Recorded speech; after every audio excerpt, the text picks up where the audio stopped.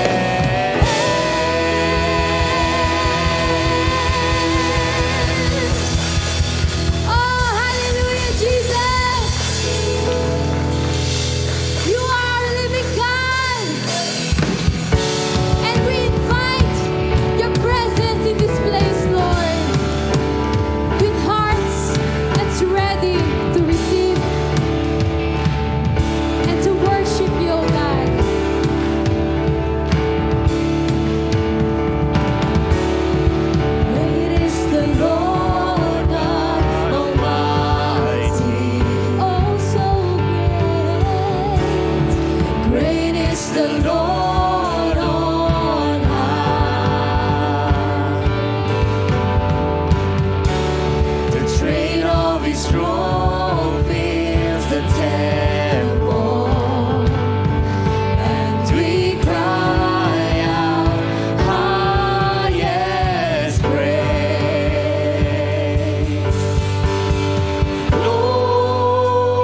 Glory to the risen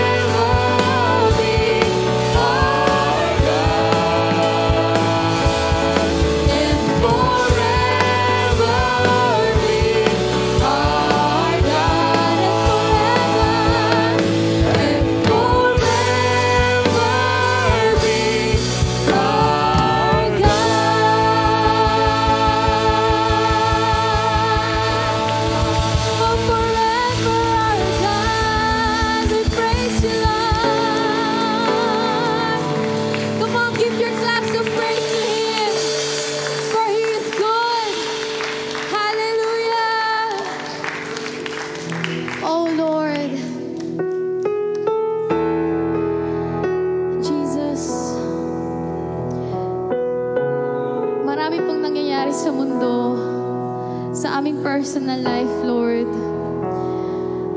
But we just want to remember, Lord, you are our firm foundation. You are our solid rock. Lord, we can know that we can trust you, for you never change, yesterday, today, and forevermore. Hallelujah. Christ is my firm foundation, is the rock on which I stand when everything around me is shaking. I've never been more glad that I put my faith in Jesus.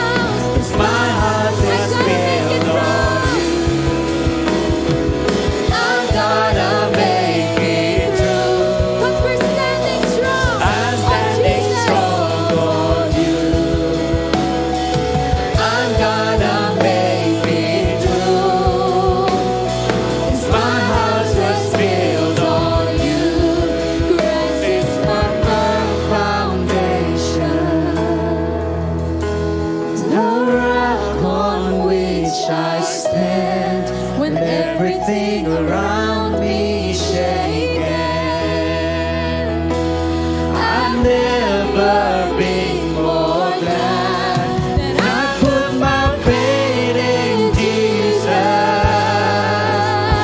'Cause He's never let me down. He's faithful to generations.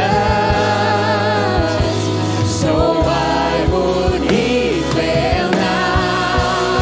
He won't. Yes, brethren, He won't fail you. He won't. He won't fail. He won't fail. He won't.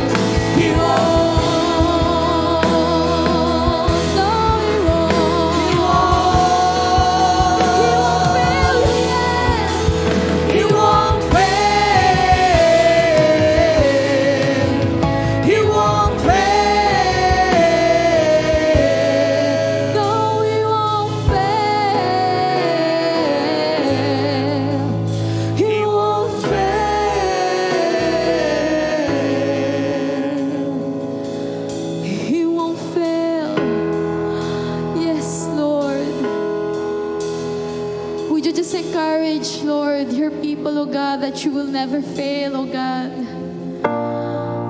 Oh Lord, we fix our eyes on you, Jesus. That you are great, you are bigger than our problems, oh Lord. You are bigger than these things, oh God. Hallelujah.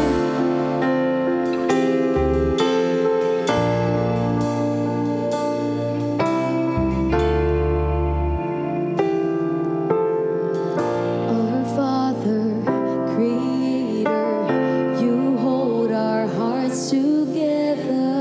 There's no one higher than you.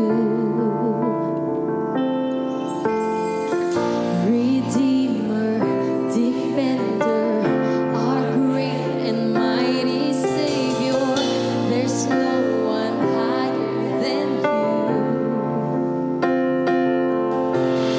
You are always with us, gracious to forgive us. By your power we've been set free.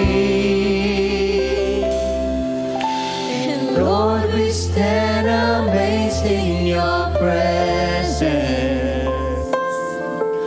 astounded by your mercy and love.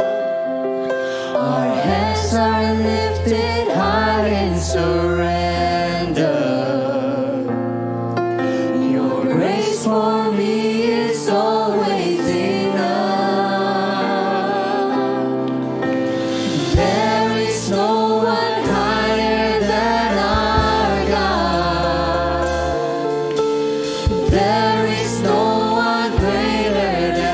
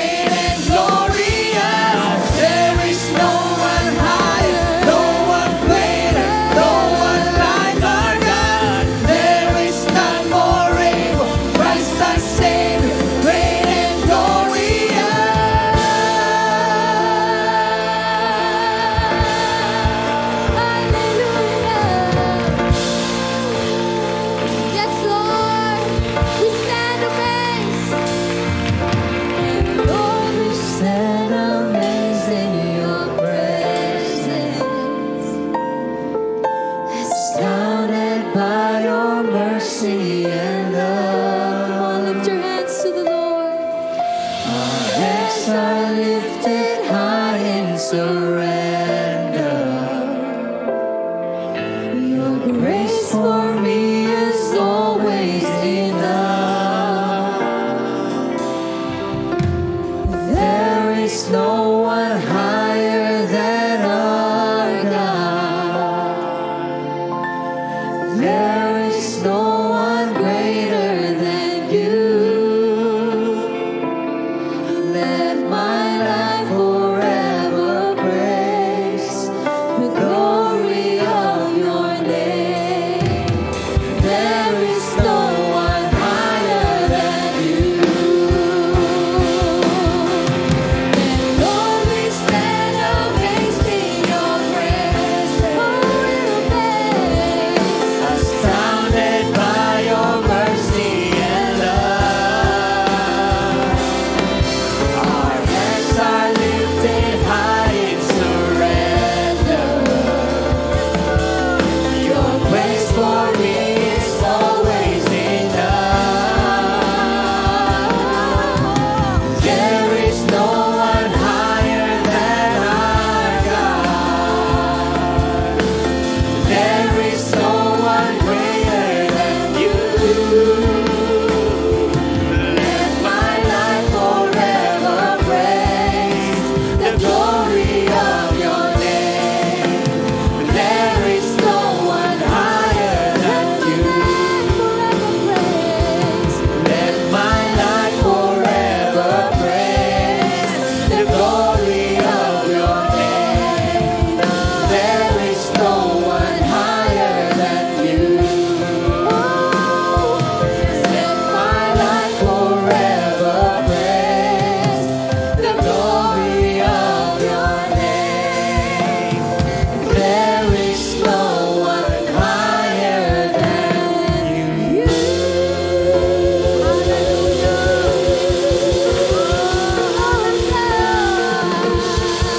There's no one higher, no one greater, no one like our God. Yes, Lord. Yes, Lord. Father God, this is our very declaration, Lord. Hallelujah. Oh, blessed be your name, Lord. Blessed be your name. Panginoon, tunay nga po, O Diyos, wala kang katulad. There is none like you, Lord, in the heavens above, nor on the earth beneath. Lord, there is none like you. Oh, hallelujah, hallelujah, hallelujah. Father God, let that truth, let that revelation, Father God, rest within our souls this morning. Na wala pong mahirap na gawin para sa'yo. Oh, Lord Jesus. Hallelujah. Hallelujah. Panginoon, salamat po. Salamat. Salamat, O Diyos, sa panibagong pribilehiyo at pagkakataon na kami lang po, O Diyos, ay nakakadako sa trono ng iyong biyaya, nakasasamba sa iyo, O Diyos. Oh, blessed be your name, Lord God. Blessed be your name. Hallelujah. Salamat po sa buhay ng bawat mga kapatid ko, O Diyos. Kilala mo po kaming lahat. Alam mo po ang aming puso. Alam mo po ang aming isip. Alam mo po ang aming sitwasyon. Alam mo po ang aming mga panalangin. Ama, sa pangalan ni Jesus, even Lord God, as we have declared who you are, Father God, we anchor our lives on those truths. Sa iyo po namin, Panginoon, ikinakapit, ikinakabit, iniaangkla yung buhay po namin, O Diyos. For who you are, Lord God. For who you are. Oh God, we thank you, Lord. We thank you. We thank you. Lord, indeed, we are amazed, Lord. We are amazed of who you are. Lord, wag lamang po itong salita, wag lang po itong awit. Let it, Lord God, translate into our own personal lives, Lord. In the name of Jesus. In the name of Jesus. Yung sino ka, Panginoon, yung katotohanan mo sa amin pong mga buhay, Panginoon. Oh, hallelujah.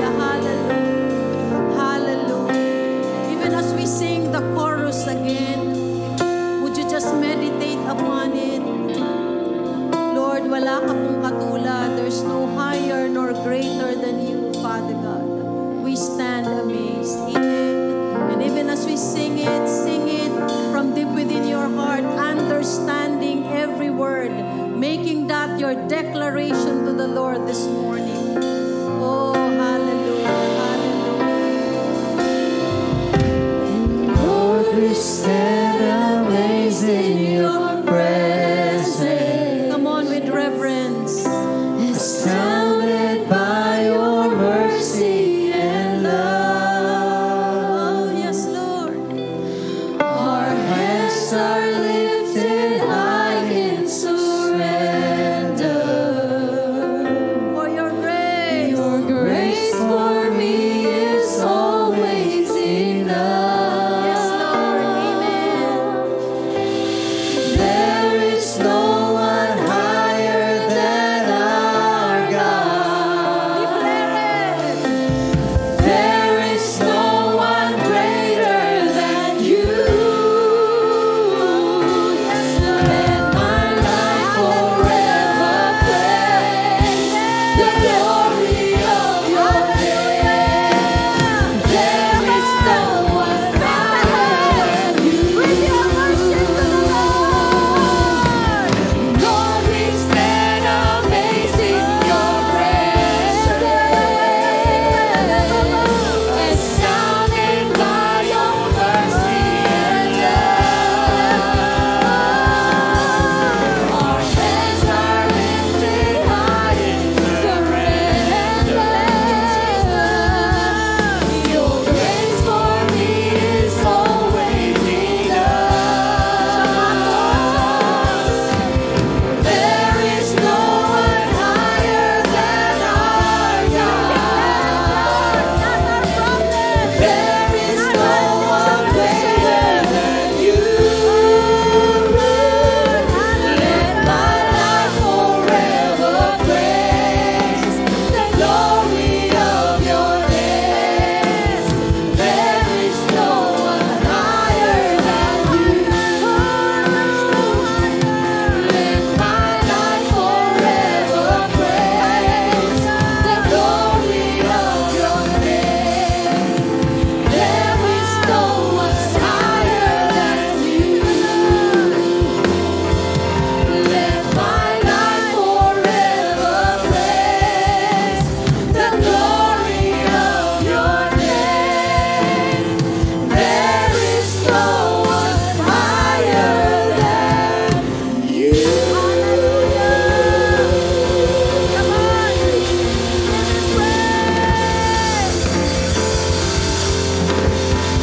Hallelujah. Oh, Lord, this is what we declare. Hallelujah.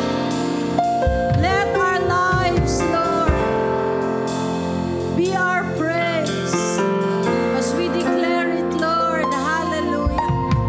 That indeed, there's no higher than you. Panginoon, hindi po yung aming sirkumstansya, hindi po yung aming mga problema, hindi po, Panginoon, yung takot, hindi, Panginoon, yung mga bagay na nasa amin pong paligid. Wala pong mas mataas kesa sa iyo. Ganito po ang aming pinapahayag, Panginoon. Ito po ang aming deklarasyon. Oh God, hallelujah. Thank you so much, Lord. Thank you so much. Thank you so much. We honor you, Lord. We honor you. We give you worship. We give you thanksgiving. We give you honor and praise. Due only to the name of our Lord and Savior, Jesus Christ. And all of the redeemed say, Amen. Amen. Amen. Hallelujah. Praise God. Thank you, Jesus. You may be seated in the presence of the Lord. Magandang umaga po sa bawat isa. We are just so grateful this morning that we can just come in freedom to worship the King of Kings and the Lord of Lords. Hallelujah. Yan. Salamat po sa ating worship team. Thank you so much. Salamat sa buhay ng bawat isa. And as we come into the very throne of God's grace, may we continue to receive everything that the Lord has for all of us. Amen? Amen. Praise God. Ayan, ngayong umaga po, no? Napakabilis ng araw. We are actually on the last week of January. Ayan, kumusta po ang inyong buhay panalangin? Kumusta po ang inyong pagbabasa ng salita ng Diyos? Ayan, effective pa ba ang New Year's resolution after 4 weeks? Ayan, dapat po ay pinangyayari pa rin natin yung mga bagay na atin pong ipinangako sa Panginoon nung unang linggo. Amen? Ayan. Actually, hindi problema yung magpasimula, no? Ang problema, how we are going to maintain it at paano po na ito ay patuloy at patuloy na magagawa po natin sa ating pong mga buhay. Okay? Para po matapos nyo ang Bible sa isang taon, you have to read 5.5 books every month. 5 libro, dapat 5 kalahati sa isang buwan. Okay, ako po, nakaano na ako. Matthew, Mark, Luke, Proverbs, tsaka nasa Psalm 65 na ako. Ayan, so talagang I am challenging myself to really read. Okay, on the side, I read a book pa. Matatapos ko na yung aking pangatlong libro ngayong January. Kaya talagang we really have to push ourselves, no, para gawin yung mga bagay na nais po nating mangyari, no, for 2024. Amen? Ayan, kumusta na kayo? I trust that we are all doing well. Amen? At lagi na po na nararanasan natin ang Panginoon sa ating pong buhay. Now, salamat po sa lahat ng nagtariying, okay, for 2024, no, yung unang 14 na araw. 4 doon ay perfect attendance, naka-14 na tariying, okay, at 7 ay naka-13 gabi na nagtatari. Yan. So, bakit ko yung sinasabi sa inyo? Kasi gusto ko mainggit kayo. Okay. Kaya meron silang pang easy link mamaya. Yung mga perfect and so na parang next to perfect na attendance. Ayan. Also, no, nais po nating sabihin, no, na last Thursday we had our first intercessory prayer, okay? At sa lahat po ng pwedeng makisama, okay? Those who are free to come, if you want to have a real spiritual revival, no, dito po natin yun pwedeng tanggapin. No, nakakatuwa lang po, nung Thursday, lahat may patotoo, no, ng kanilang personal encounter sa Panginoon. How that the Lord has really spoken and ministered to us in a very personal way. Ayan, makikita nyo po kung paano mag-pray, yung mga hindi nyo naririnig mag-pray. Ayan, napaka-bold po nila na paano na sila ay nanalangin, no, paano po na tayo ay nanalangin at nag-intercede para po sa iba. Ayan, kaya ang ating pong prayer intercession is every last Thursday of the month. So, sa February, no, it will be February 29. Ayan, para humabol kayo sa leap year. Kung gusto mag-asawa, umattend ang intercessory prayer sa leap year. Ayan. Biro lang. Baka hingan nyo ako ng mapapangasawa nyo. Okay. Sabi ni Pastora, pag umattend daw ng intercessory, makakapag-asawa na. Bakit hindi? Okay, so join us. Okay. At mauuna na rin ako sa announcement. Sa Chinese New Year, which is the Friday night, February 9, magkakaroon tayo ng overnight prayer meeting. Yan. So, we'll start maybe around 11 bago mawala ang MRT. Punta na kayo dito sa church and we'll finish at 6 a.m. Okay? At wala tayong gagawin kundi magpuri at manalangin sa Panginoon. Okay? That is a Friday night. Pwede muna kayo umuwi, tulog, idlip ng konti, 11, dating kayo dito. Okay, ang kinabukasan nun, Sabado, first day ng Chinese New Year, holiday naman yung mga holiday, except na lang dun sa hindi, okay lang naman. we are just encouraging those who would want to join us to really be praying overnight in the presence of the Lord. So, sa mga susunod, we will give you the details, pero more or less, yun po yung date, February 9 and 10. Okay, tayo po ay mananalangin at ako po, I've been watching the news, I've been listening to preachings, all of this. Ang kilos po ngayon, there is a revival of the Spirit of God, no? Meron pong revival, kumikilos po ang Panginoon ng makapangyarihan, no? At ang sabi ko sa Lord, Lord, hindi po ako papayag na hindi yun mangyari sa amin, no? Kaya lang kasi, hindi yun nangyayari ng walang presyong binabayaran. We have to pay the price for that to see the move of the Spirit of God sa ating pong kalagitnaan. Kaya tayo po ay magkakaroon, no, ng overnight prayer meeting. Ayan, sino excited? Ayan, so kita-kits sa ating overnight prayer meeting. Ayan, may isa pang nakaka-excite. Okay, next month, which is next week. Next week na yun. Of course, tarrying 1, 2, 3. Okay, pero one of the highlights that we have, mukhang bago ako matapos mag-announcement, tapos na rin yung oras ko. Okay. One of the highlights that we have is basically our first fruits offering. Yan. So, ang ating pong declaration is beyond grateful for God's favor in 2024. Yan. So, sa Sunday po, which is our first Sunday, and for the entire February and the entire year, okay, pwede po kayong magkaloob ng inyong first fruits offering. Now, nandyan po yung mga ushers, taas ang kamay, yung gusto na tumanggap ng envelope, prayerfully considered, panalangin nyo po kung ano yung nais ng Panginoon na inyo pong ipagkaloob sa Kanya. Okay, meron po dyang slip, no? Sulat nyo po ang inyong pangalan at ano yung nais yung ipagkaloob sa Panginoon. Okay, pag binalik nyo yung envelope nyo with the name, okay, ito lang isusoli nyo tsaka yung laman. Okay?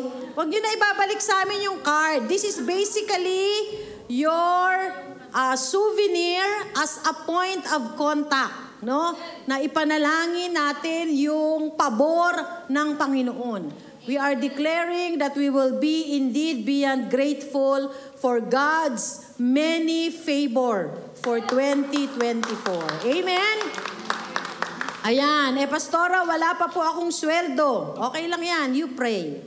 Okay? At kung ano yung nais ng Panginoon na atin pong ipagkaloob sa Kanya. No? This year is special because we are celebrating our 35th year anniversary. Okay? Tayo po, this is our 16th year of our first fruits offering. Nag-umpisa po tayo 2008, nung tayo po ay unang nag-first fruit, o 2009. 2008 yata. 2008 o 2009. 8, di ba?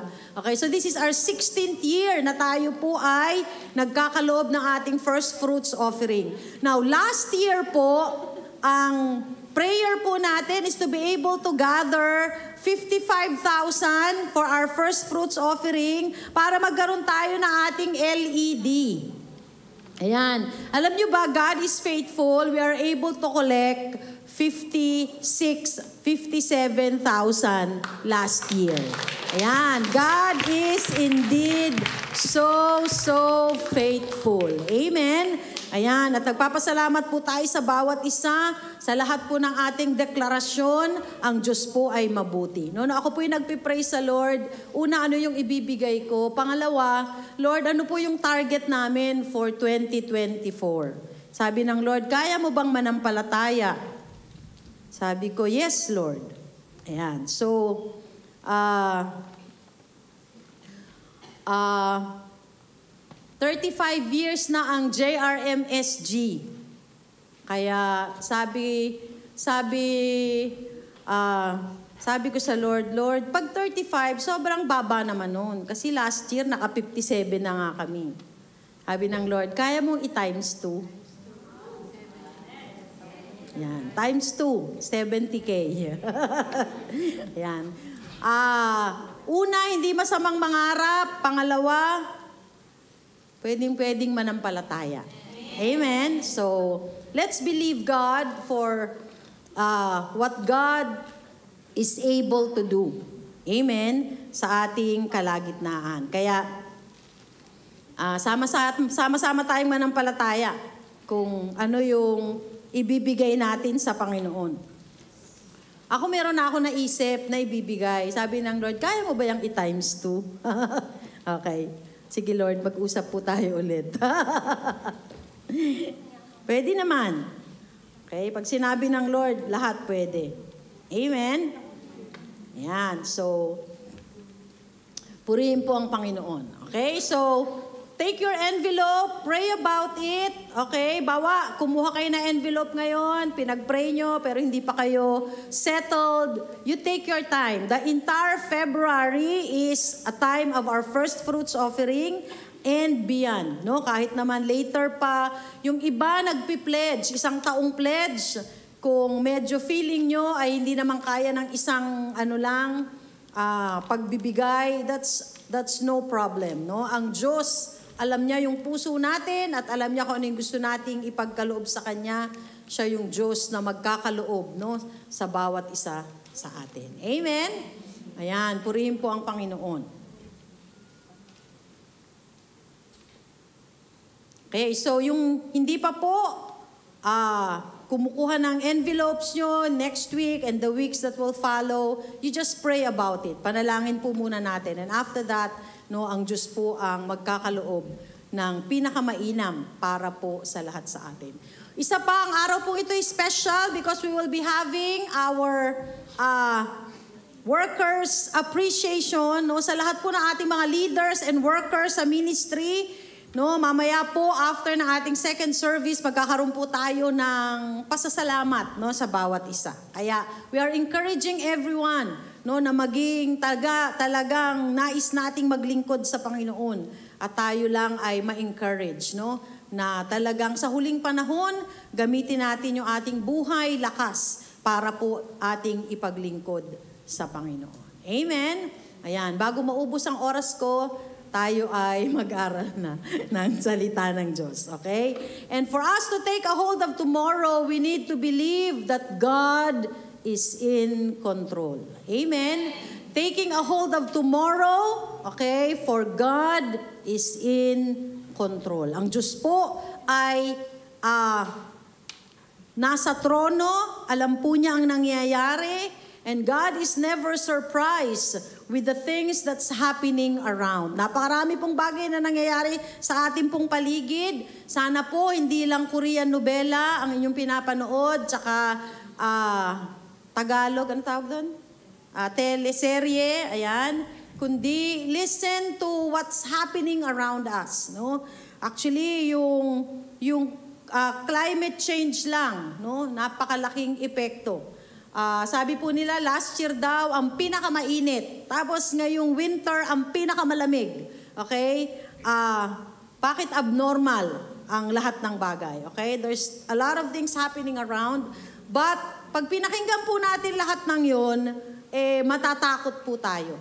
Kaya nga, napakahalaga na yung salita ng Diyos ang ating pong pamantayan upang tayo po ay patuloy at patuloy na makapamuhay na puno po ng pananampalataya at patuloy na nagtitiwala sa Panginoon. Okay? To take a hold of tomorrow, we need to believe that God is in control. Amen? Ang Diyos po ay nasa kanyang trono at meron po siyang gagawing kamangha-mangha sa ating pong mga buhay. Now, nung New Year service, no, I have shared yung pong something, no, kung paano po na ano yung take a hold, ano yung paano natin panghahawakan yung isang bagay. At ang sabi natin, no, to take a hold of means to possess, okay, to grasp, to have a footing, to embrace, to claim, to believe, and to have control. Now, sabi natin, God is in control. Amen? At dahil ang Diyos ay in control, okay, alam natin, meron siyang kayang gawin sa ating pong sitwasyon. No? Sa lahat ng mga bagay na pwede po nating maranasan. Now, our text this morning is from Joshua, which is our theme verse, no? Chapter 1, verses 1 to 9. Okay? It's a bit of a lengthy reading, no? So I won't read it now. Okay? We will read it as we go along sa ating pong pag-aaral ng mga talata ng banal na kasulatan. Now, as we look into our theme, no, and internalize, gusto ko na tingnan natin kung ano yung pinanghawakan ni Joshua at kung paano na ang Diyos ay nakapangusap sa kanya para masabi niya talaga na yung Diyos kayang hawakan yung bukas na nagtitiwala sa kanya. Ayan. Last week, kung nasa prayer meeting kayo, sino yung nasa prayer meeting? Ayan. So, narinig natin yung shinare ni Pastor Alex. Buti na lang shinare niya na yung verse 9, kasi baka verse 1 lang ako, uwian na. Okay? At kung narinig niyo po yung sharing ni Pastor Alex nung Wednesday, napakaganda po nung kanyang shinare sa atin about facing your tomorrow. Okay?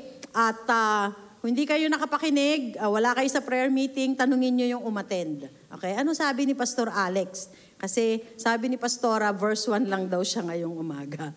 Okay? Now, dito makikita po natin that God actually commissioned Joshua, okay, after the death of Moses to lead the Israelites to the promised land. No, pag binasa po natin yung Joshua, and we will do it as we go along. Pero para po mas maunawaan natin yung Joshua, no, for us to have a greater understanding of the book of Joshua, okay, and the destiny of the people of God, yung mga Israelita, we need to look at the history of Israel. No, tingnan po natin yung kanilang kasaysayan from Egypt to Canaan, okay? Paano po na sila ay papasok sa lupang pangako. Now, ang assignment nyo is you read Exodus, Deuteronomy, and Joshua.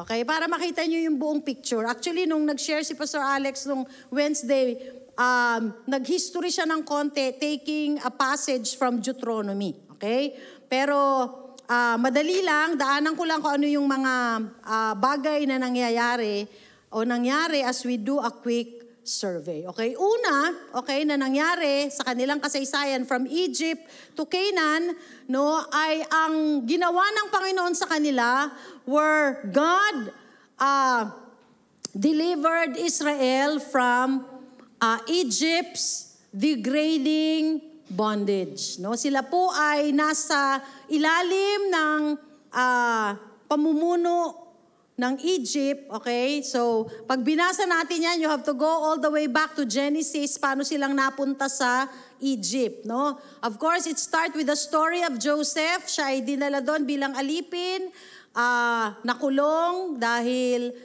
gusto siyang rapin ng asawa ni Potiphar. Okay? Pero dahil siya ay tumakbo sa kasalanan, siya pa ay nakulong. Di ba? Minsan, iisipin natin, Lord, ba't ganon? Umiwas na nga siya, siya pa yung napahamak. Pero alam natin na sa ekonomiya ng Diyos, God can turn things around. Nung siya po ay nasa kulungan, na-meet niya yung butler ng Pharaoh at yung baker. At nanaginip yung dalawa, okay? At nung sila'y managinip, Joseph interpreted the dream at nangyari po yung kanyang interpretation by the wisdom of the Spirit of God upon him. At pagkatapos po nun, nakalimutan siya sa kulungan. Pagkaraan ng 2 taon, na naginip si Pharaoh at walang makapag-interpret. Naalala nung butler, sabi niya, ay, oo nga, may isang bata dun sa kulungan na nag-interpret ng aking panaginip. So, pinatawag siya ni Pharaoh, okay, at nung in-interpret niya yung dream ni Pharaoh, ginawa siya second in command ni Pharaoh. He became the prime minister of Egypt.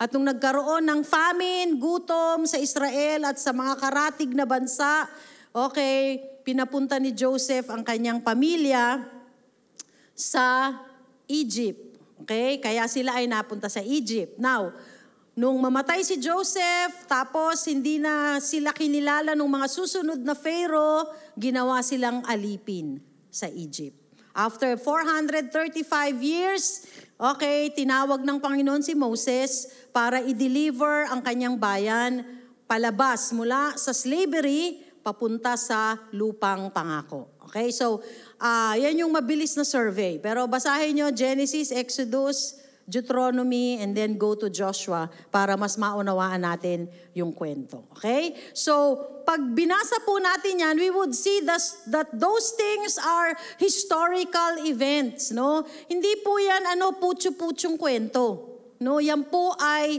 historical. Ibig sabihin, kahit pag nagbasa kayo ng mga ancient literature, makikita nyo yung kwentong yan. Totoo siya. Hindi siya legend, hindi siya myth. Okay? Yan ay historical events. Okay? Sa mundo, it's historical events. Sa atin bilang mga anak ng Diyos, no, at nananampalataya sa banal na kasulatan, it is not just a historical event.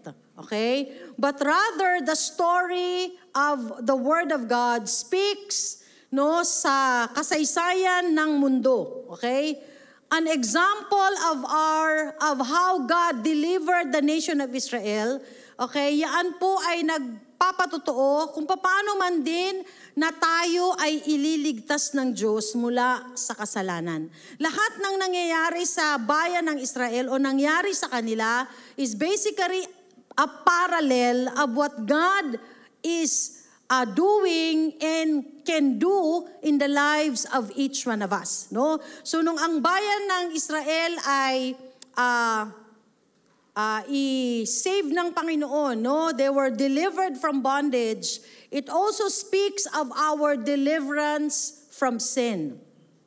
Now, sa banal na kasulatan po, pag pinag-uusapan yung Egypt, ang representation niyan is the world. Ano yung world? Hindi yung mundo lang na ating ginagalawan, kundi yung sistema, yung kasalanan ng mundo.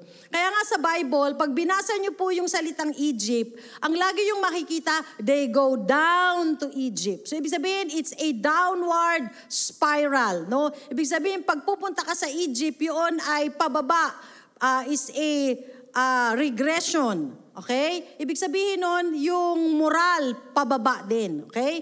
Kaya pag pinag-uusapan sa Bible yung Egypt, it talks about the system of this world, the sin of this world. Kaya nung sila ay palalayain ng Panginoon, no, from bondage, from Egypt to the promised land, ibig sabihin nun, yung kilos at gawa ng Panginoon is an example for all of us believers na tayo man din ay palalayain ng Panginoon mula sa mundo ng kasalanan patungo sa lupang pangako man din na ipinangako ng Diyos para po sa bawat isa sa atin. Amen. Amen. So that's that parallel na makikita po natin. Ang sabi po ng 1 Corinthians 10, no, verse 6, now these things became our example to the intent that we should not lust after evil things as they also lasted. Okay? So, bakit daw po ito sinulat? No? Minsan may nagtanong, Pastora, bakit naman sa Bible ang mga nakasulat, patayan, may nangalunya, may ganto-ganto? Bakit, di ba sabi dapat holy book? Bakit may mga kung ano-anong kwento dyan? Okay? Why? Ang sabi ni Paul, kaya siya nasulat, no? Verse 11, now all these things happened to them as example, that they were written for our admonition, upon whom the ends of the ages have come. Okay? Yan daw po ay nasulat para sa ating halimbawa. Lagi kong sinasabi, if you can learn from the mistakes of others, you don't have to pay your own tuition fee. Pero pag hindi ka natuto sa karanasan ng iba, magbabayad ka ng sarili mong tuition fee. At minsan, yung tuition fee, napakamahal. Amen? Pastora, ano po yung mga karanasan ng buhay? Okay. Yung una, no? Pangalawa sa mahalagang desisyon na gagawin natin sa buhay natin, pagkatapos nating tanggapin si Jesus bilang Diyos at Panginoon ng ating buhay, ay kung sino yung mapapangasawa mo. Because it will make you or break you. Okay? Now, Pastora, gwapo po. Okay. Adi, sige. Nambubugbog naman. Okay. So, Pagka Kristiyano po tayo, ang pamantayan, dapat Kristiyano ang boyfriend mo o mapapangasawa mo. Eh yung pareho na ang Kristiyano, nag-aaway pa eh. Sino yung mag-asawa dito, ang parehong Kristiyano, tas hindi nag-aaway? Walang ganon. Wala talaga. Interviewin nyo sila. Actually, mas madalas pa nga sila mag-away eh. Bakit? Okay? Marami silang. Sabi ng Bible, ganito. Hindi, sabi ng Bible, ganito. Okay. Pero alam nyo po, ang sabi ng banal na kasulatan, no, we should live by the principles of the Word so that, no, yung mga ipinangusap ng Panginoon ay halimbawa para sa ating, para tayo ay matuto. Okay? It is our example to the intent that we should not lust after evil things. No, Egypt is a representation of the world. Ano yung kanilang naranasan doon? Sabi ng Panginoon, nung sila ay lumabas na sa Egypt, no, they lusted after the onions. Sabi nila, Moses, sana doon na lang kami sa Egypt. Doon may sibuyas, dito puro mana. Doon may leeks, dito puro quail. Okay? They have lusted for all of those things. Kaya sabi ng Panginoon, they are written there for our example. Now, sa banal na kasulatan po makikita natin that the central act of redemption in the Old Testament is the deliverance of Israel from Egypt. No? Yun po yung central theme ng pagliligtas ng Panginoon.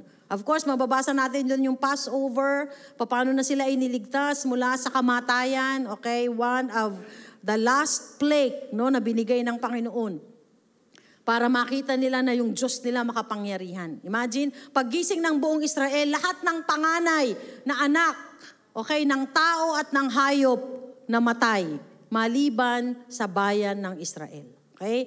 And that's, we see, no, yung pong Passover, the redemption that the Lord has done for them.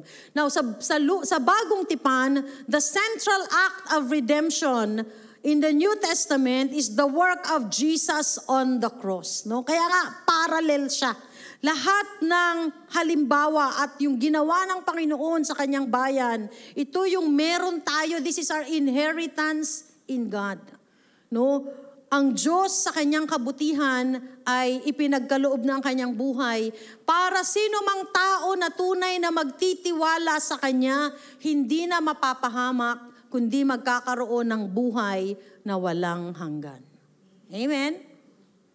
Praise God. Now, una, no, yun yung sinabi natin kanina, is God delivering Israel from their bondage, okay? At tayo, bilang mga Kristiyano, the first act of God upon us is our deliverance from the bondage of sin. Pwede na po tayong makapanagumpay sa kasalanan dahil sa dugo ng Panginoong Jesus. Okay? Pangalawa na ginawa ng Panginoon, no, sa bayan ng Israel, okay? As we survey the history of Israel from Egypt to Canaan, is that Israel was led by Moses. Okay? Sila ay pinamunuan ni Moses. Of course, we know the calling of Moses, Exodus 3, okay, nung siya'y tinawag sa burning bush at siya ay inutusan ng Panginoon na palayain ang kanyang bayan. But in that calling of the Lord upon Moses, nakita natin that because of their hard hearts, no, matigas na puso, matigas na kaisipan, they wandered in the wilderness for 40 years. Okay? Minsan, iisipin natin, no, bakit kaya napakatigas ng ulo nila?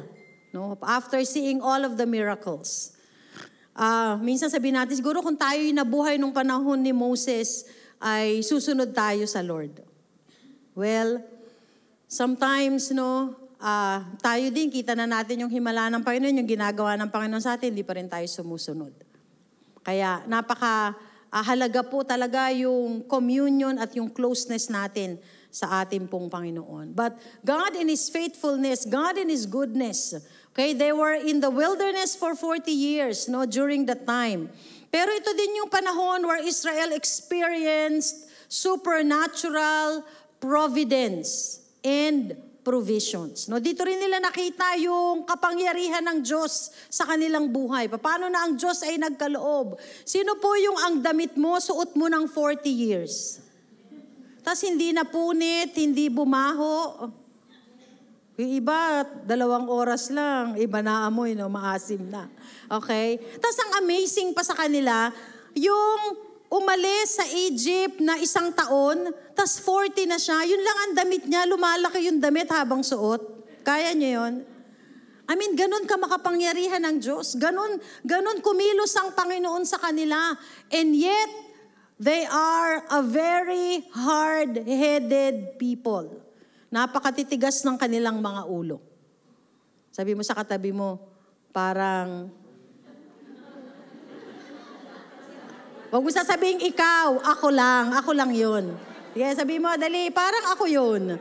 Oh, huwag mo sasabing parang ikaw yun. Baka away yan mamaya. Parang ako yun. Okay. So, naranasan po nila yung supply ng mana. No, di ba? Imagine, bawat umaga, meron silang kakainin. Okay? Yung mana, tsaka yung quail. Okay? Tapos, pagka nag-uuhaw na sila, magrereklamo lang sila sa Diyos, no? Lalabas ang tubig sa bato, okay? Water from the rock. Okay, naranasan nila yung pillar of cloud by day and pillar of fire by night. Of course, napakarami pong himala, kaya nga I encourage you to read, no, Exodus, para makita niyo po lahat ng ginawa ng Panginoon para sa kanila. Pero at the end of the day, sila po ay hindi pa rin nananampalataya. Sabi mo sa katabi mo ulit. Parang ako yun. Okay. Ayan. So, makikita po natin how that the Lord really work upon their lives, and yet, no, yung hardness ng kanila pong puso. Dito din po, no, ibinigay sa kanila yung 10 Commandments, okay? It's basically a divine revelation of who God is at yung kanyang mga pamantayan. Naranasan ng Israel kung sino ang Diyos. Pero ang nakakatawa, no, nung si Moses ay nasa bundok, tatanggapin niya yung 10 Commandments, sila dun sa baba, nag-party. Okay? At gumawa ng golden calf.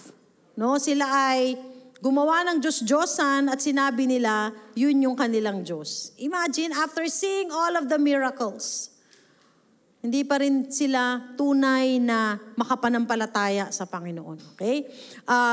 Sa kanilang journey in the wilderness, God communicated to them His holy standards, yung pamantayan ng Panginoon. Iniutos sa kanila, no? Sa banal na kasulatan po, napakadami nilang utos, no? From the 10 Commandments, it became 600 plus because of the ceremonial laws. Okay? Napakarami pong nilang mga batas na pinasunod.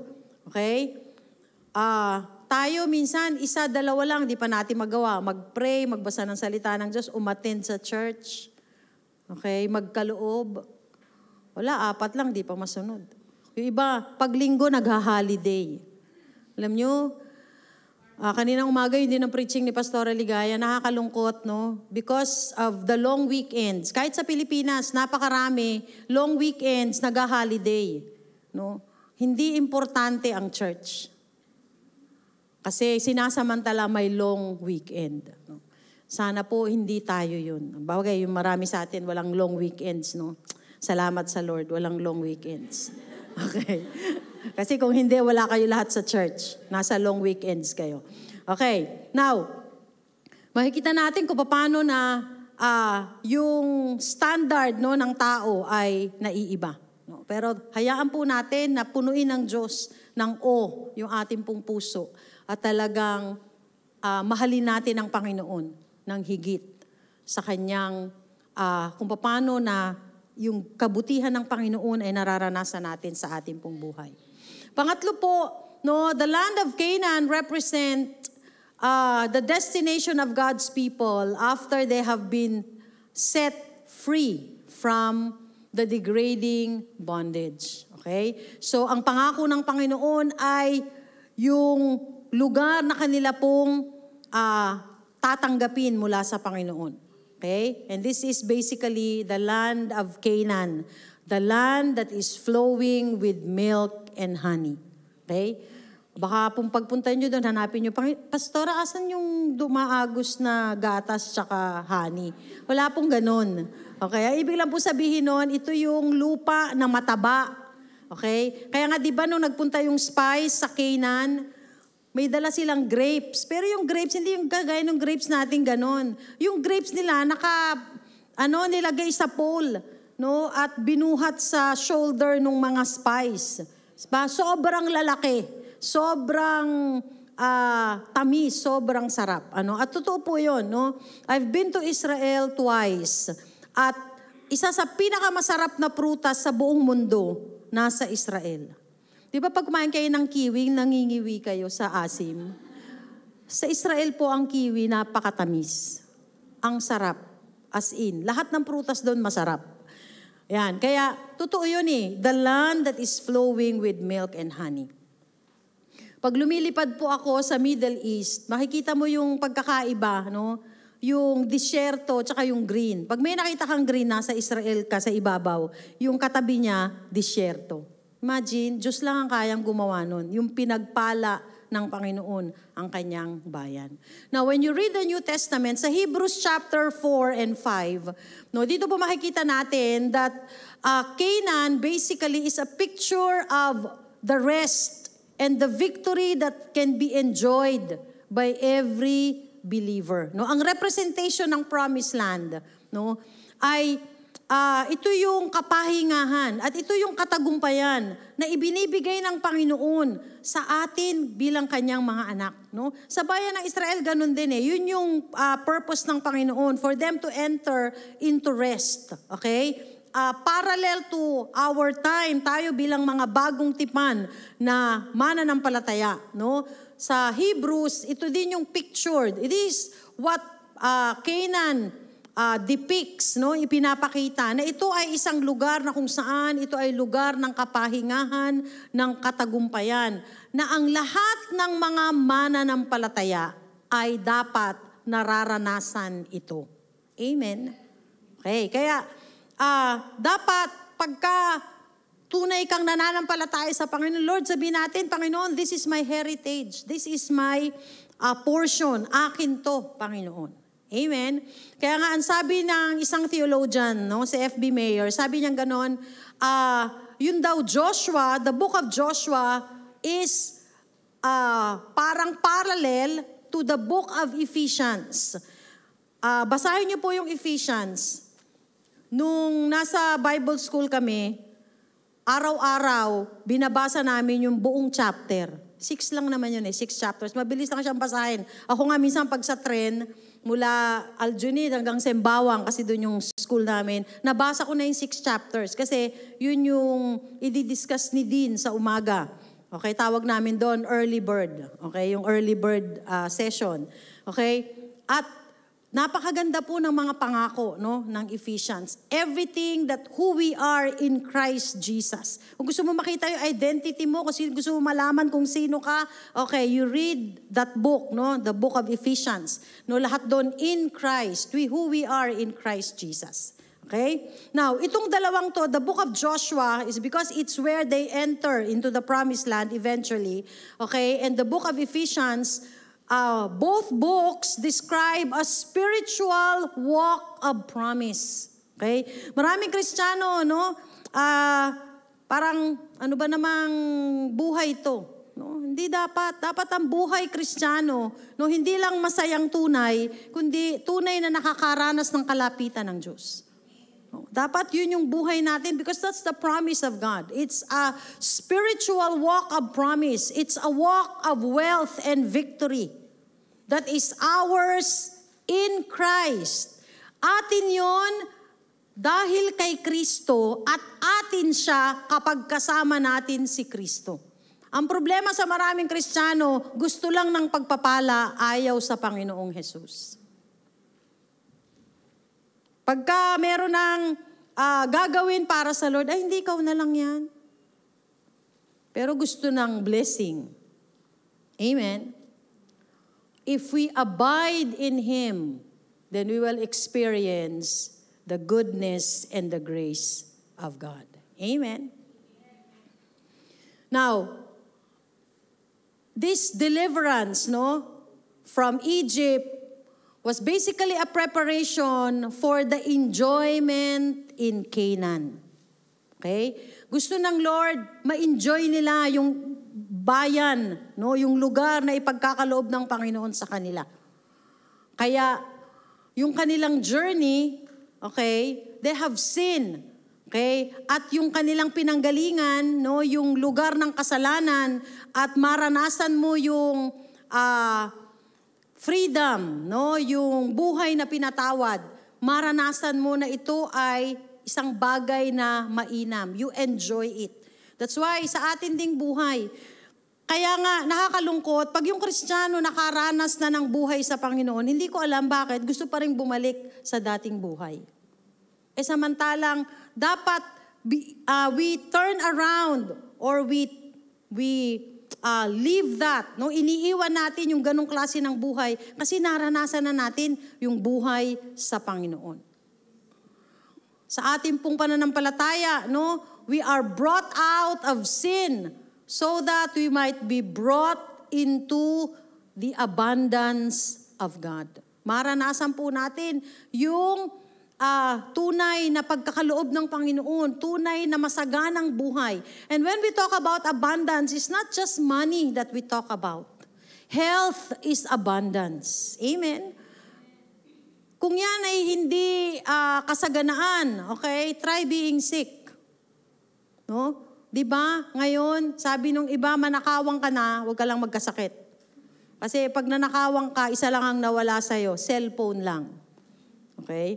Pero pag nagkasakit ka, depende ko ano sakit mo, lalo na sa atin, sa Pilipinas, napakamahal. I mean, everywhere, ang health system ay isa sa pinakamahal. Okay? Kaya, ang nais ng Panginoon is for us to enter into that abundant life. At yung abundance na ibinibigay ng Panginoon sa atin is not just material, but every aspect of our lives. At yung abundant life, yun din yung mainam ang relasyon mo sa lahat. Marami kang ang pera. Galit naman sa'yo yung buong barangay. Bakit? Kasi yung bruhang yan, matandang yan, sama ugali yan mukhang ganyan niya. Abayaan mo yung lahat ng pera mo kung bawat tingin mo sa paligid mo, galit sa'yo yung tao. Amen. Kaya the abundant life is something that is nais nating pangarapin sa Panginoon. Kasi hindi lang yan kayamanang material, kundi yaan yung relasyon, yaan yung kalusugan, yaan yung paano na tayo ay na-enjoy ang lahat ng bagay. Okay? Marami kang kakainin, bawal ka namang kumain. Bakit? Kasi yung sugar mo, 1,000. Patay na pala yung pag 1,000 na sugar. Diba?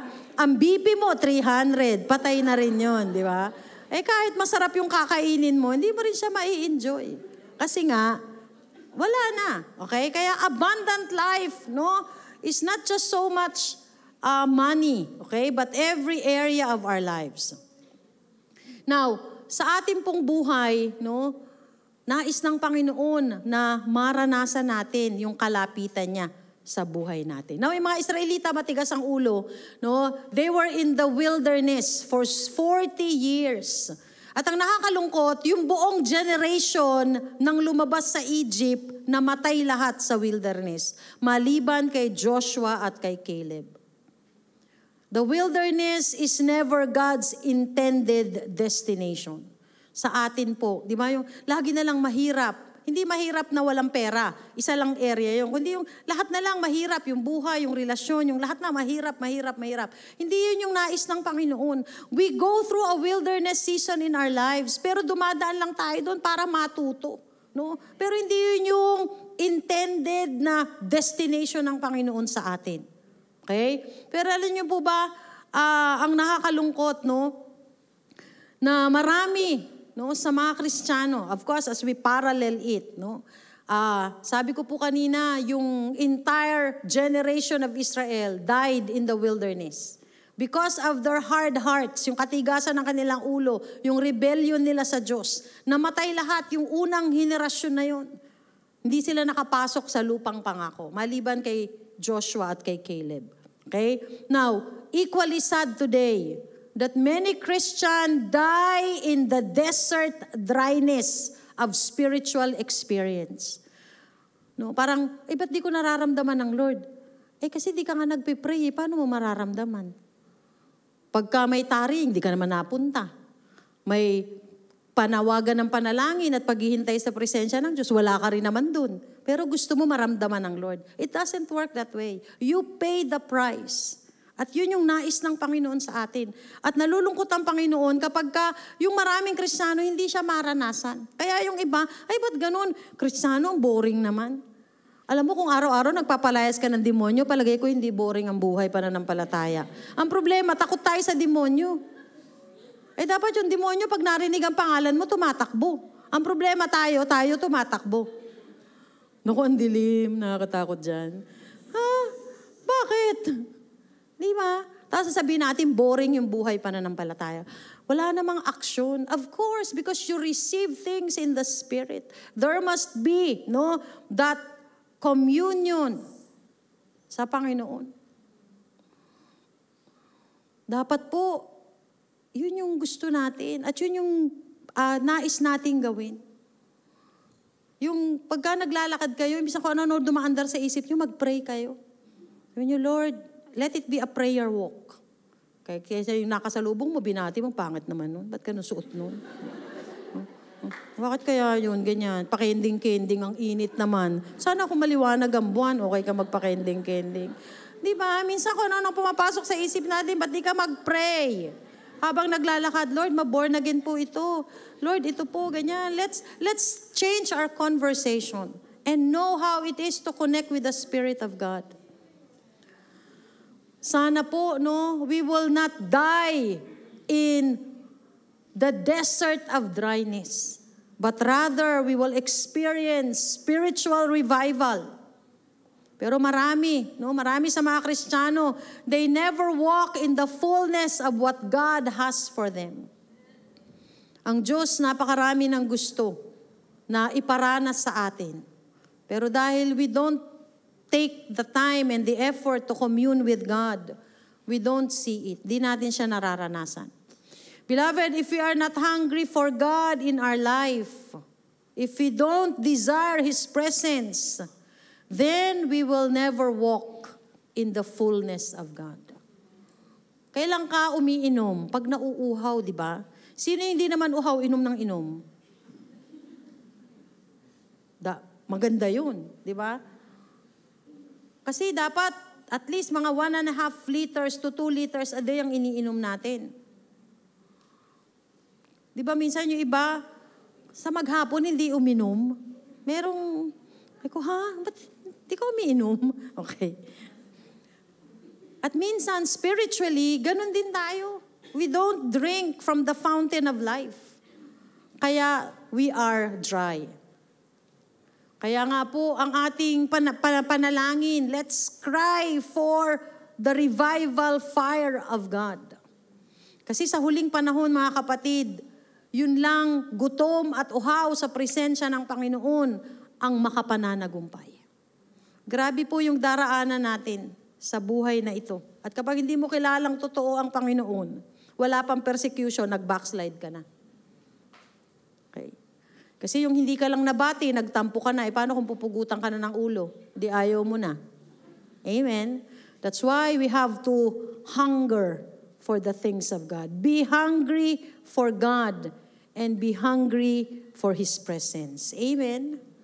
Sabi ko, hanggang verse 1. Wala pa ako sa verse 1. 11:30 na. Bakit?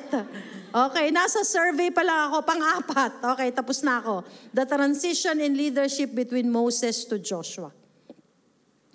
And Joshua is a type of the Lord Jesus Christ. Okay? Yung pangalang Joshua is just the Hebrew word for Jesus. Okay? Kaya po, si Joshua at si Jesus, in essence, they are identical. And we take a hold of our tomorrow, okay, knowing that we have Jesus before us. Nasa ating kayang-kaya nating abutin, no? Itong Diyos na ito na nais na laging magpakilala sa bawat isa po sa atin. We can take hold of tomorrow because of the Lord Jesus, who is our leader. No? Yung bayan ng Israel, naharap nila yung bukas. Ano yon? Facing, no, and entering the promised land. That's the tomorrow that they are looking forward to. Tayo po, no? We can face tomorrow because of the Lord Jesus, who is our leader. Sa ating pong setting, He is basically our Joshua. Amen? Ang Panginoong Jesus. At ang bayan ng Israel, whatever they receive from the land of promise, no, yung Canaan land, kung ano man yung kanilang inheritance na tinanggap, they receive it through the hand of Joshua, sa pamamagitan ni Joshua. Whatever we receive from God, we receive through Jesus Christ, who is our Joshua. Mga kapatid, wala tayong pwedeng tanggapin maliban na ito'y ipagkaloob sa atin ng Panginoon. That's why, kung meron po tayong pagyayamanin sa buhay na ito po yung gaano natin kakilala ang Panginoong Jesus. Gaano siya katotoo sa buhay ng bawat isa sa atin. Because then and only then, we can really know and experience the mighty hand of God sa buhay po ng bawat isa sa atin. Amen? Hallelujah. Panginoon, salamat po. Napakabuti mo po sa amin. Hayaan niyo po, O Diyos, habang kami po ay nagbabasa na iyong salita, habang kami po ay nananalangin, patuloy ka lang, O Diyos, na makapangusap at kumilos sa puso at buhay ng bawat isa po sa amin. Lord, there's so much treasury in your word. There's so much, Lord God, that you want to teach us. Lord, napakarami pong bagay na ikaw po'y nais na ipahayag, nais pong sabihin sa bawat isa. Lord, give us, O God, a heart that runs after you. Give us, Lord, an understanding mind. Cause us, Lord, to have eyes to see and ears to hear what the Spirit is saying in this end time season. Panginoon, salamat po sa buhay ng bawat mga kapatid ko. Alam ko po, O Diyos, how that they love you, Lord God. Paano po na sila'y nagmamahal sa iyo. At paano po, O Diyos, na nais po nila na makilala ka pa. Father God, through the power of the Holy Spirit, Lord, I pray that you would just reveal yourself to them, Lord God. In their times of prayer, in their times, Lord, of reading the Word, Lord, cause that illumination of the Spirit, that they begin, Lord God, to comprehend your heart in the name of Jesus. Oh, Lord, hallelujah. Salamat, Panginoon, salamat. Pagpalain mo po ang bawat mga kapatid ko, Panginoon. And I pray, Lord God, the words that we have heard this morning are words, Lord God, that would penetrate our hearts, that will speak, Lord God, to the very core and the very recesses of our soul. Lord, that you would give us a new passion for your word, a new passion for your presence, that, Lord, we will not be content, Panginoon, na hindi po kami kasali sa mga bagay na gusto mong gawin sa huling panahon. Oh God, in the name of Jesus, Father God, I release that passion, Lord, into the hearts of your people. Lord, I release a hunger in their spirits, Lord God. I release, Father God, oh, Shanda Rabaya Sikalalababo Shande, Romo Deheya Raba, Sikaraboyo Salalababo Shande. Lord, a heart that hungers after you, after your presence. Oh God, wag po kaming pumayag, Panginoon, na hindi po kami kasama, hindi kami kasali sa mga bagay na gagawin mo sa huling panahon. Lord, give us a heart for you, a passion for you, Lord God, a passion, Lord, for the fire of revival, Lord, in the name of Jesus. Oh, Shikaraboyo Sande. Panginoon, salamat po. Salamat, salamat, salamat, O Diyos. You have given us everything. It is for our taking, Father God. But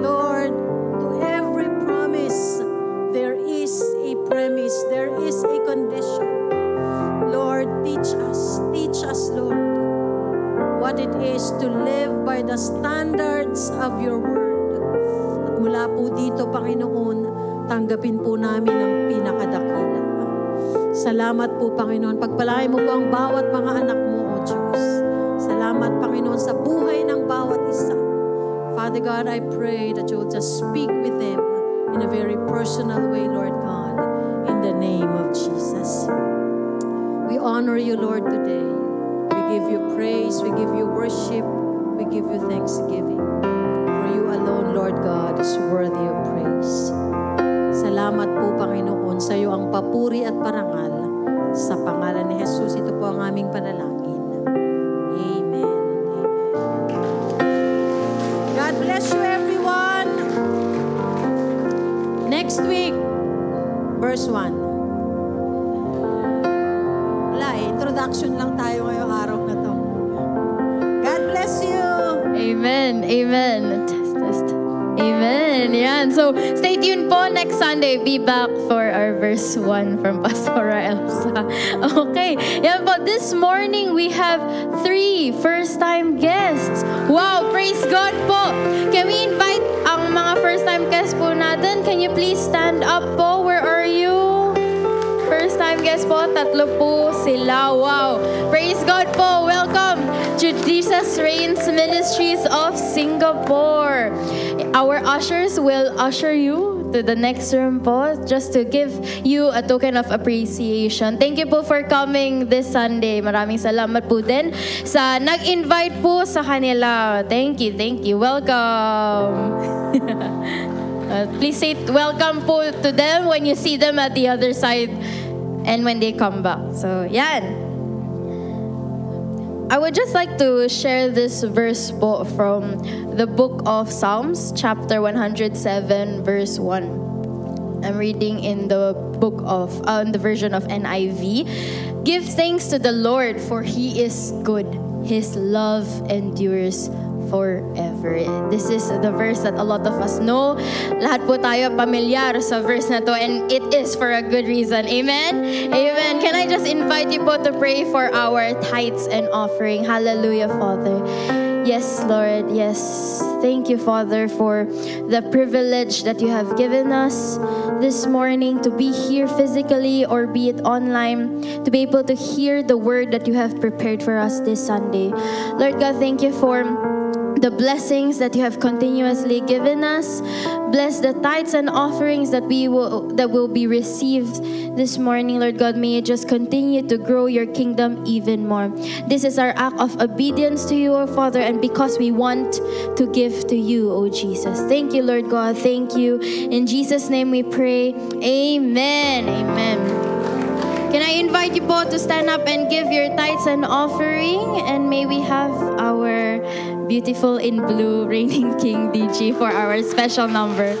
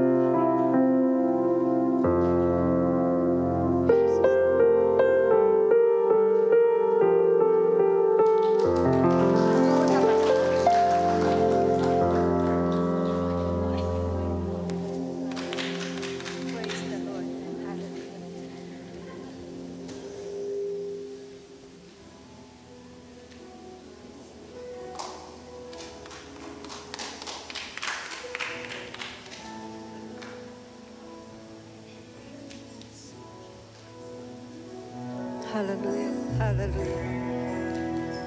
Hindi ko makita.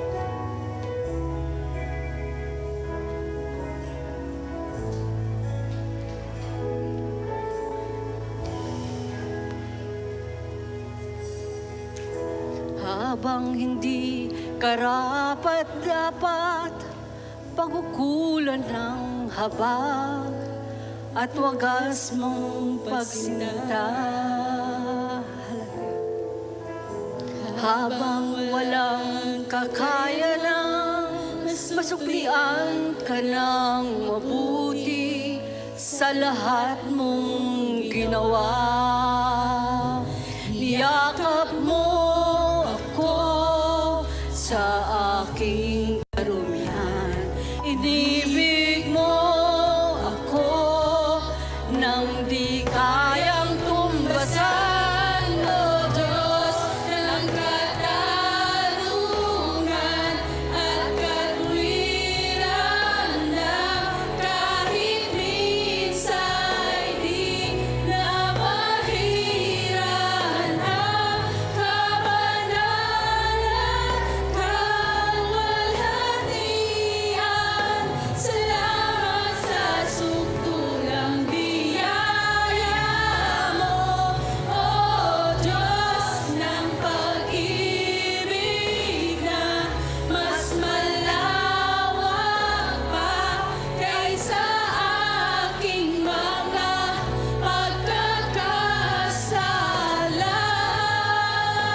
Higit pa sa buhay ko, salamat sa sukdulang biyaya mo.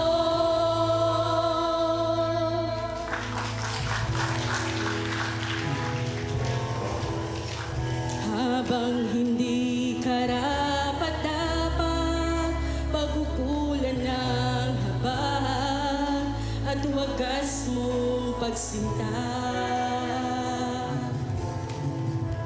Habang walang kakayanan, masuklian ka ng mabuti sa lahat mong ginawa. Niyakap mo ako sa aking karumihan. Inibig mo ako nang di kayang tumbasan. O Diyos ng katarungan at katwiran na kahit minsa'y di na mahiran ang kabanalan, kalwalhatian. Salamat sa sukdulang biyaya mo, O Diyos ng pag-ibig na mas malawak pa kaysa aking mga pagkakasala. Higit pa sa buhay ko, salamat sa sukdulang biyaya mo.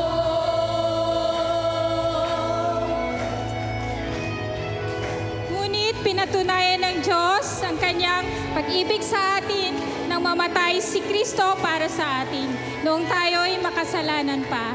Sa Diyos ang lahat ng papuri. Amen.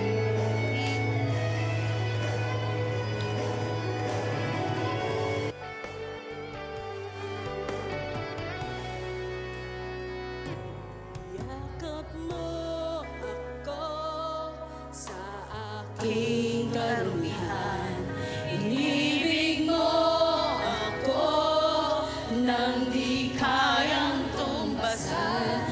Yakap mo ako sa aking karumihan. Inibig mo ako nang di kayang tumbasan. O Diyos ng katarungan at katwiran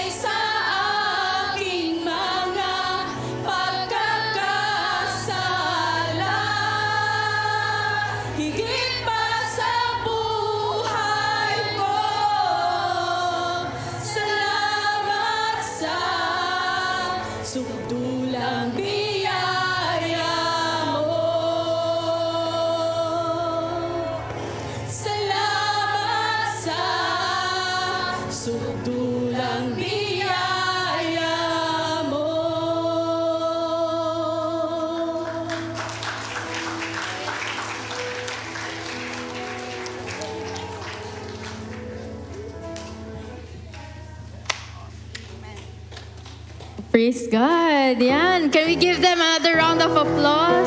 Our beautiful ladies and gentlemen.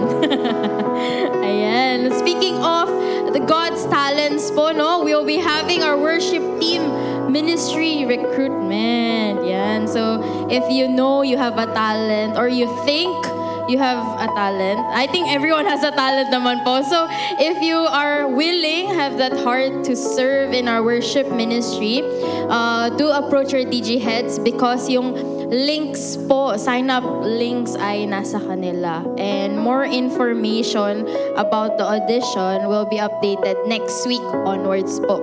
So, audition dates po are 3rd and 10th March. So, lagay nyo na po sa calendar nyo yan if you want to join the worship ministry.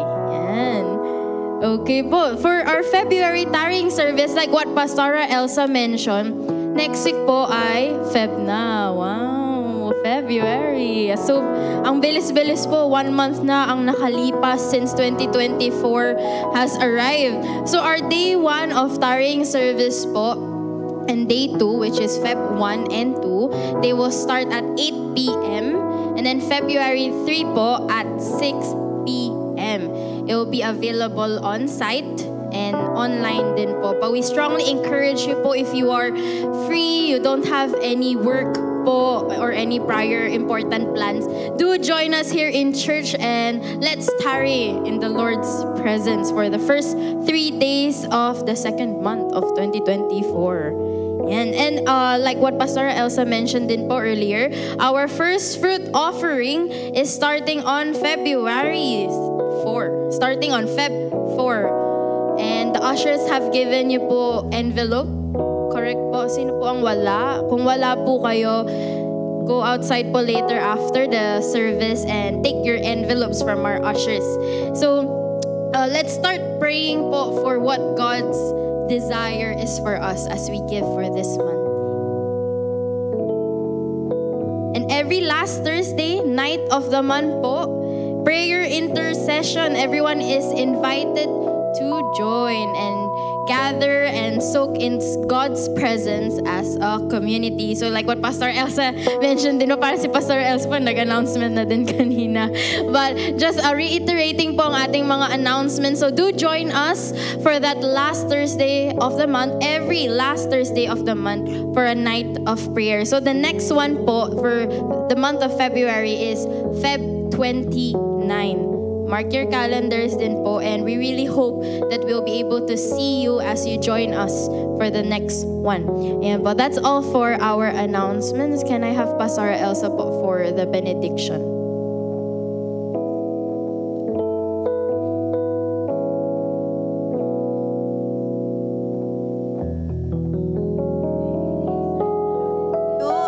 As we receive the Father's blessing, taas po natin ang ating mga kamay. Hallelujah, Lord. Thank you so much, oh God. Thank you so much. May the Lord indeed bless you and keep you. May the face of the Lord shine upon you and be gracious to you.